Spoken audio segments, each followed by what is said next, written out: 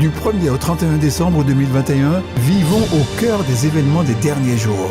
Le retour de Jésus, les 7 dernières plaies et bien d'autres avec le livre « Événements des derniers jours ». Des réponses claires et simples pour un temps comme celui-ci. Infoline 05 96 63 10 97. Boutique Vie et Santé.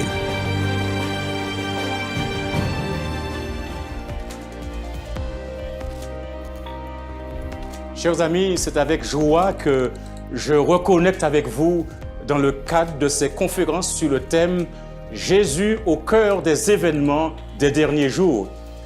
C'est rassurant de savoir que nous ne sommes pas seuls face aux challenges de la vie, mais Jésus nous accompagne dans les pires situations que nous tend l'ennemi de nos âmes, qui multiplie des procédés habiles, trompeurs et déloyaux, se servant de ces objectifs-là pour réaliser notre perte, nous faire chuter.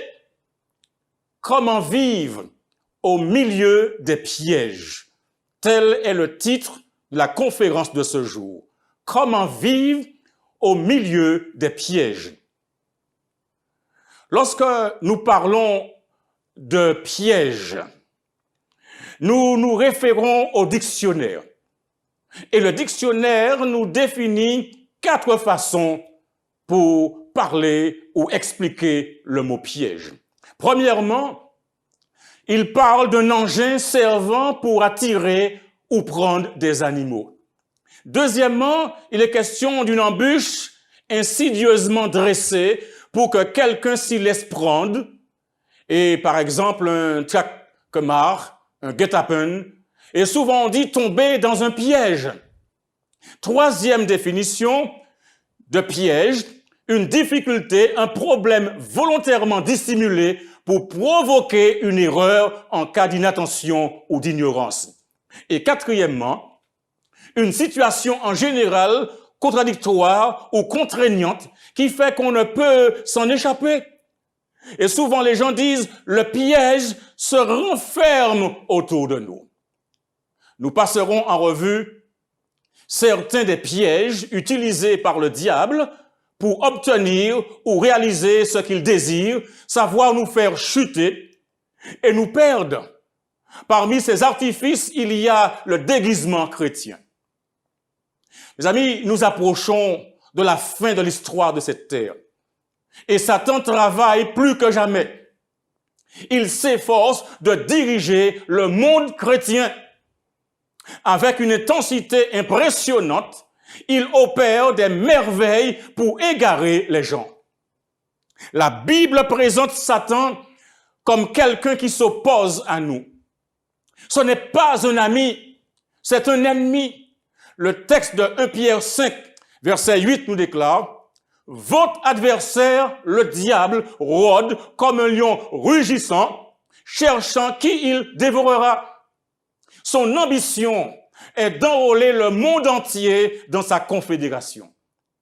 Cachant ses monstruosités sous le vêtement du christianisme, il se présente sous l'aspect d'un chrétien et il se donne pour le Christ lui-même.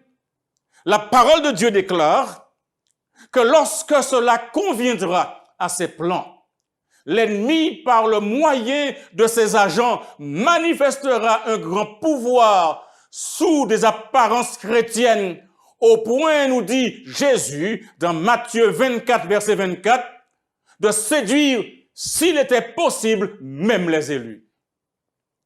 Comme les esprits du mal professeront la foi dans la Bible et manifesteront du respect pour les institutions de l'Église, leurs œuvres seront acceptées comme une manifestation du pouvoir divin.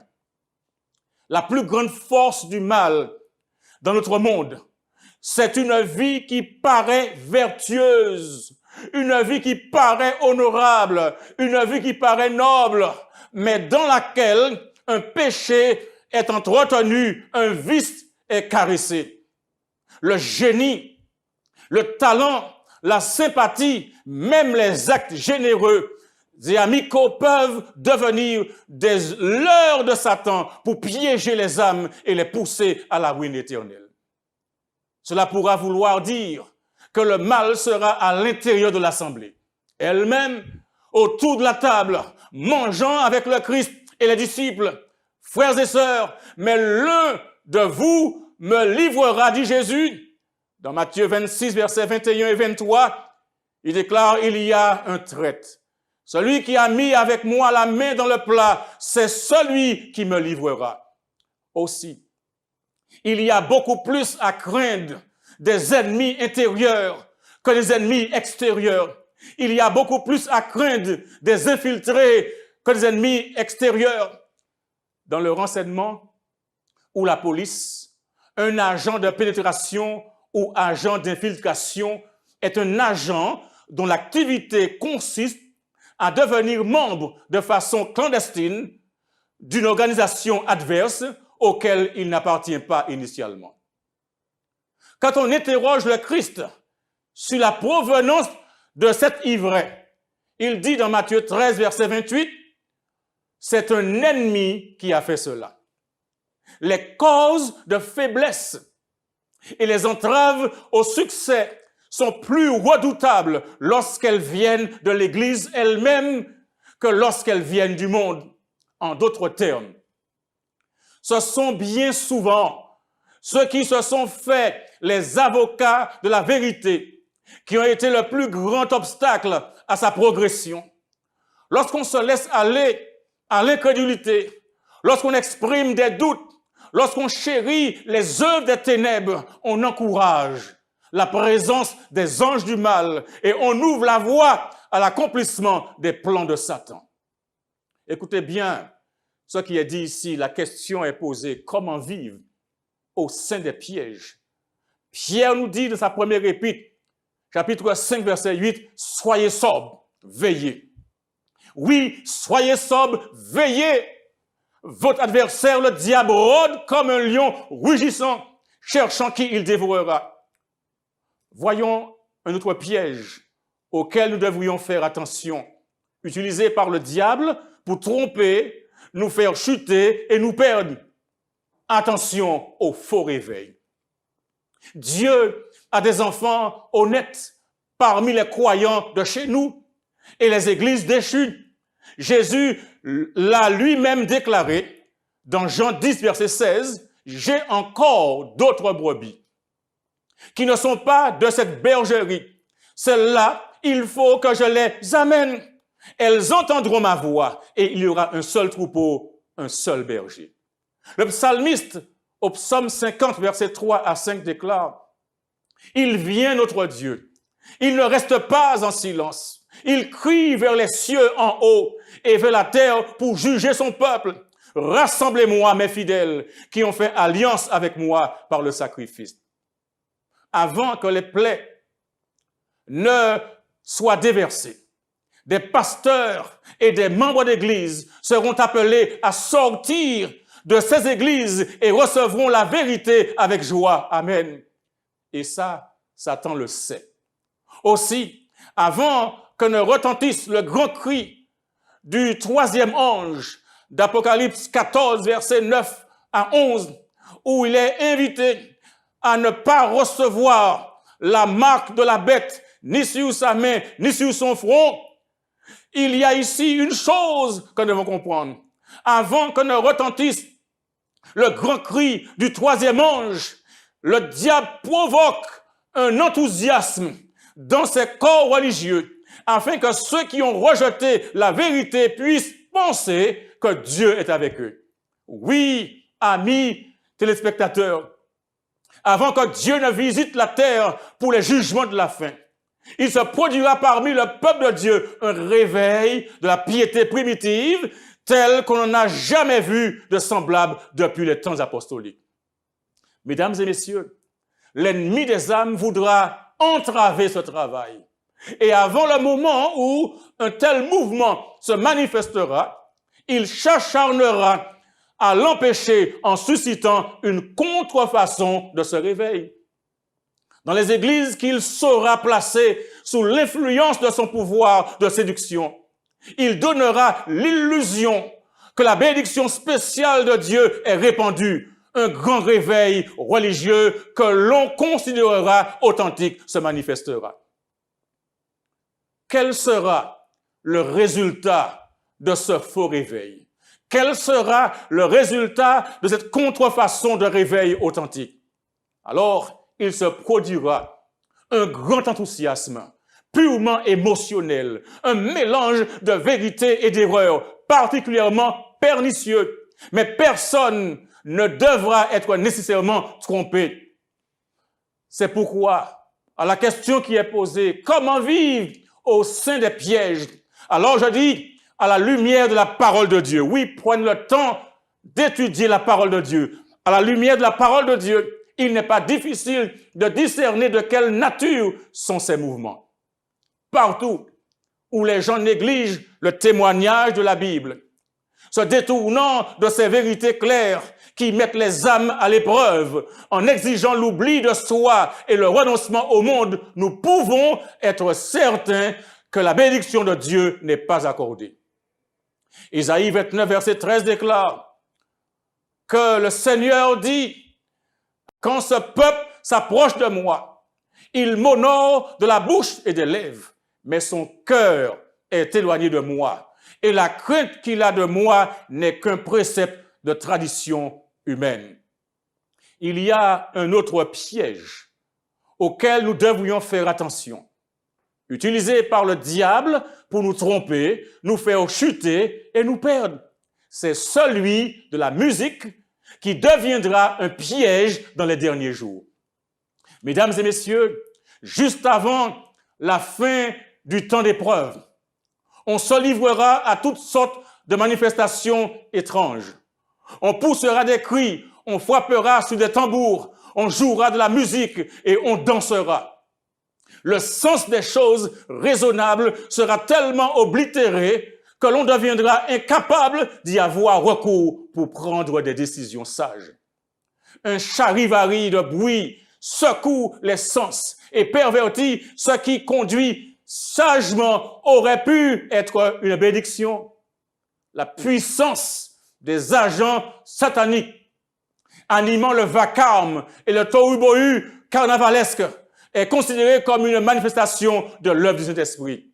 Ces choses qui se sont produites dans le passé, écoutez bien cela, ces choses qui se sont produites dans le passé se reproduiront dans l'avenir.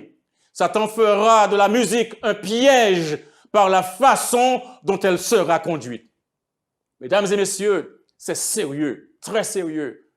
Un seul exemple pour montrer comment les pièges de Satan sont subtils et peuvent faire chavirer même un sacrificateur. Dans le livre de l'Exode, chapitre 32, Moïse est sur la montagne du Sinaï pour recevoir les tables de la loi, les 10 commandements. Le peuple s'impatiente parce que Moïse tarde à descendre de la montagne. S'assemble autour d'Aaron et lui dit: allons, fais-nous un Dieu qui marche devant nous, car ce Moïse, cet homme qui nous a fait sortir du pays d'Égypte, nous ne savons pas ce qu'il est devenu. Et en un rien de temps, Aaron fabrique un veau en fonte avec les anneaux d'or qui étaient aux oreilles de leurs femmes, aux oreilles de leurs fils, aux oreilles de leurs filles. Et il dit: Israël, voici ton Dieu qui t'a fait sortir du pays d'Égypte.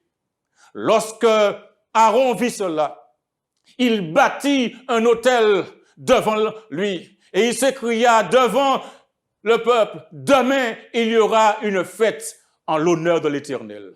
Comment peut-on faire une fête en l'honneur de l'Éternel lorsqu'on a devant soi un veau en fonte?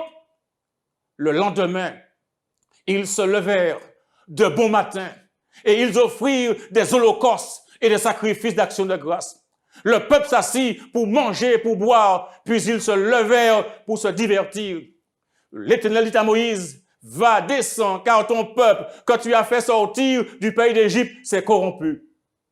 Au verset 17 d'Exode 32, Josué entendit la voix du peuple qui poussait des cris et il dit à Moïse: il y a un cri de guerre dans le camp.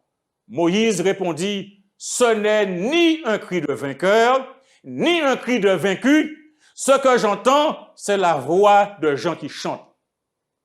Et comme il s'approchait du camp, il vit le veau et les danses. La colère de Moïse s'enflamma. Il jeta de ses mains les tables et les brisa au pied de la montagne.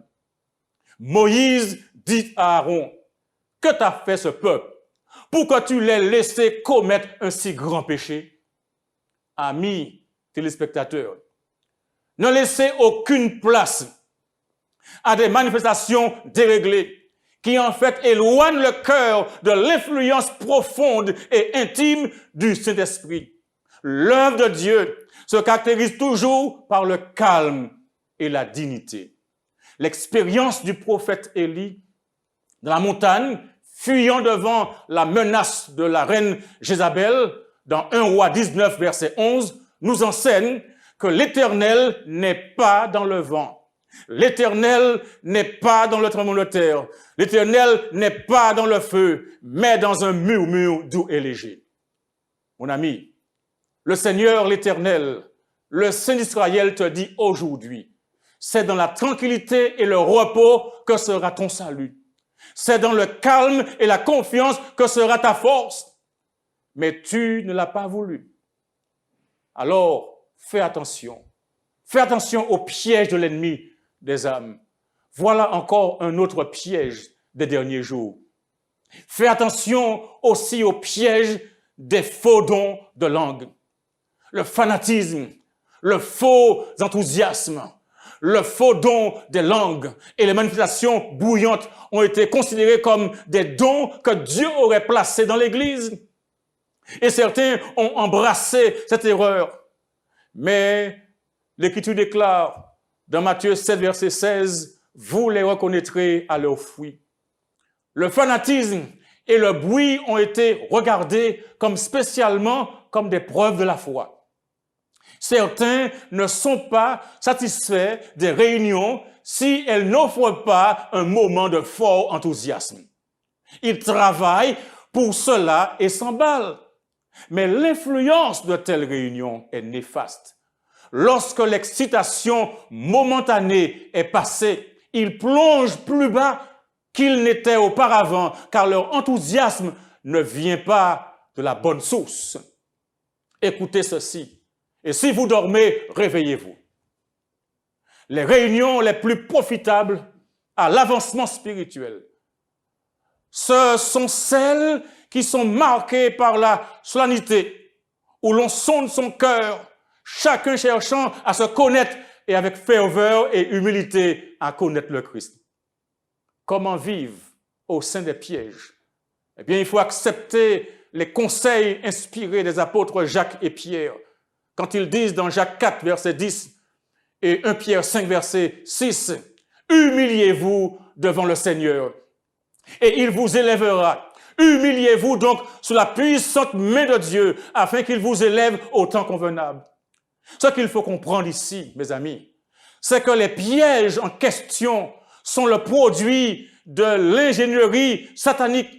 En outre, il faut savoir que des anges du mal revêtent l'apparence d'êtres humains. Par conséquent, Satan saisira toutes les occasions de détourner les hommes de leur alliance avec Dieu. Lui-même et ses anges tombés avec lui apparaîtront sur la terre sous une forme humaine, cherchant à tromper les âmes. Les anges de Dieu apparaîtront aussi sous une forme humaine et utiliseront tous les moyens qui sont en leur pouvoir pour contrecarrer les intentions de l'ennemi. Amis qui m'écoutez, c'est le moment de prendre très au sérieux l'admonition ou l'avertissement de Jésus. Dans 1 Pierre, chapitre 5, verset 8, il est déclaré « Soyez sobres, veillez, votre adversaire, le diable, rôde comme un lion rugissant, cherchant qui il dévorera. » Des anges du mal, sous une forme humaine, parleront à ceux qui connaissent la vérité. Ils vont vous déformer et fausser les affirmations des messagers de Dieu. Des avertissements sont donnés au chapitre 6 de l'épître aux Éphésiens. C'est le moment de les recevoir. Pourquoi? Car nous sommes engagés dans une guerre contre l'armée des ténèbres. Si nous ne suivons pas notre chef, Jésus-Christ, Pas à pas, Satan remportera la victoire sur nous. L'heure n'est pas à la plaisanterie, car nous sommes en guerre. Éphésiens 6, verset 12 déclare, « Nous n'avons pas à lutter contre la chair et le sang, mais contre les dominations, contre les autorités, contre les princes de ce monde de ténèbres, contre les esprits méchants dans les lieux célestes. » Des anges du mal, sous l'influence de croyants, travailleront dans nos rangs et susciteront un puissant esprit d'incrédulité. Que cela même ne vous décourage pas, mais mettez tout votre cœur sincère à lutter pour le Seigneur contre les puissances des agents sataniques. Ces puissances du mal s'assembleront dans nos réunions, non pour recevoir une bénédiction, mais pour contrecarrer les influences de l'Esprit de Dieu. L'heure n'est pas à la paralysie, l'heure n'est pas à l'hésitation ou au doute, car nous sommes en guerre. Au reste, frères, nous rappelle l'apôtre Paul dans Éphésiens 6, versets 10 et verset 11. Fortifiez-vous dans le Seigneur et par sa force toute puissante, revêtez-vous de toutes les armes de Dieu afin de pouvoir tenir ferme contre les ruses du diable. Ce n'est pas une guerre contre les êtres humains, mais une guerre contre les dominations, contre les autorités, contre les princes de ce monde de ténèbres, contre les esprits méchants dans les lieux célestes. C'est pourquoi, mesdames et messieurs, prenez toutes les armes de Dieu afin de pouvoir résister dans le mauvais jour et tenir ferme après avoir tout surmonté. Tenez donc ferme. Ayez à vos reins la vérité pour ceinture. Revêtez-vous de la cuirasse de la justice. Mettez pour chaussure à vos pieds le zèle que donne l'évangile de paix. Prenez par-dessus tout le bouclier de la foi avec lequel vous pourrez éteindre tous les traits enflammés du malin. Prenez aussi le casque du salut et l'épée de l'esprit qui est la parole de Dieu. Faites en tout temps, par l'esprit, toutes sortes de prières et de supplications. Veillez à cela avec une entière persévérance et priez pour tous les saints, priez pour les frères et sœurs, priez pour vos amis, priez pour vos voisins. Prions. Comment vivre au milieu des pièges? Jacques nous le dit au chapitre 4, verset 7. Soumettez-vous donc à Dieu, résistez au diable et il fuira loin de vous. Mon ami, Dieu est prêt à t'accorder une grâce plus excellente. C'est pourquoi l'Écriture dit, Dieu résiste aux orgueilleux, mais il fait grâce aux humbles. Mais pour recevoir cette grâce de Dieu, tu dois faire preuve d'humilité et être prêt à te soumettre à sa volonté et à son plan. Cette soumission implique une confiance sans faille, c'est-à-dire totale, dans tous les arrangements de Dieu pour ta vie et pour ton bien personnel. C'est ainsi et ainsi seulement, je le reprends, c'est ainsi et ainsi seulement que tu pourras échapper au piège de l'ennemi. Ta seule sécurité se trouve sous l'abri du Très-Haut, sous l'abri du Dieu Tout-Puissant. Alors, soumets-toi à lui. N'attends pas demain, mais soumets-toi à lui aujourd'hui. Accepte-le aujourd'hui pour protecteur et sauveur de ta vie. Que l'Éternel te bénisse et qu'il te garde.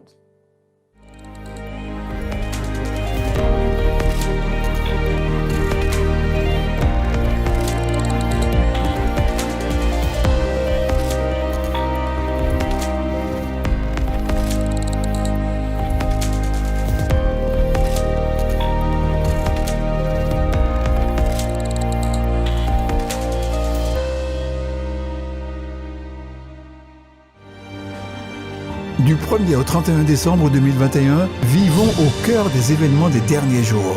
Le retour de Jésus, les 7 dernières plaies et bien d'autres avec le livre « Événements des derniers jours ». Des réponses claires et simples pour un temps comme celui-ci. Infoline 05 96 63 10 97. Boutique Vie et Santé. Le département des publications de la Fédération de la Martinique vous présente Jésus, au cœur des événements des derniers jours. avec le conférencier Daniel Lassonnier sur Zouk TV et Espérance Média. Jésus, au cœur des événements des derniers jours, du 6 au 19 décembre 2021, à partir de 18h, le samedi et le dimanche, 19h30.